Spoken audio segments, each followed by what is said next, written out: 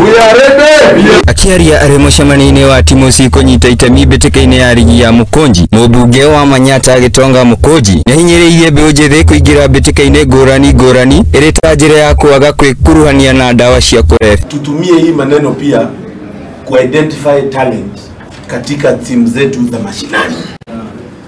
Can I repeat that? Yes. Nataka tutumie hii nafasi ku-identify the talents zile ziko huko mashinani when it comes to maneno ya sports na maneno ya football.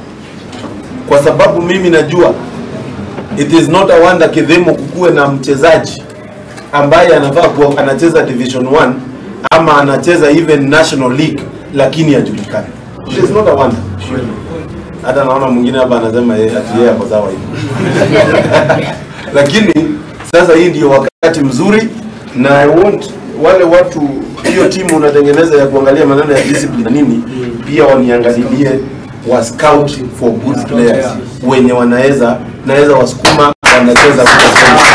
Alafu number 2, hii ni wakati pia ya kuhakikisha whatever we do tunafanya tukiangalia kule mbele.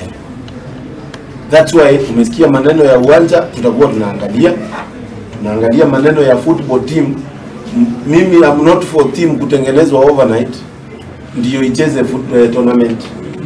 Na mtaniruhusu vile tulicheza last time kwa sababu si mara ya kwanza ya mimi kufanya, pia mimi sikujua. Unajua ningetaka zile team zile mumeweka official teams. Zile team ziko na future. Team zenye tunaweza nurture. Hizo ndio team nataka zicheze. Ili wengine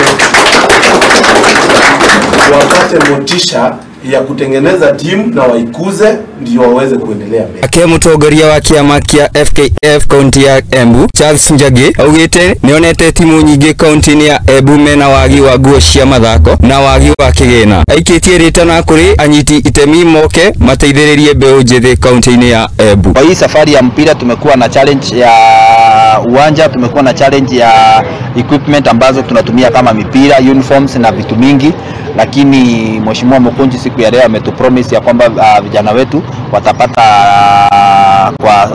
wakati wale zile timu ambazo zitaparticipate kwa hiyo tournament zitapata nafasi ya kupata hizo equipment zote. Actually all the teams that will be participating they will benefit from balls and uniforms, and that is a good thing for our teams that are playing. And actually one of the challenges that has been affecting our teams is issues to do with sport equipment and sport gear, but Mheshimiwa Mukunji today has promised that will be there to support those teams with all those equipment. So we want to thank him and appreciate him, and we believe that some of those challenges that our teams were complaining will come to an end.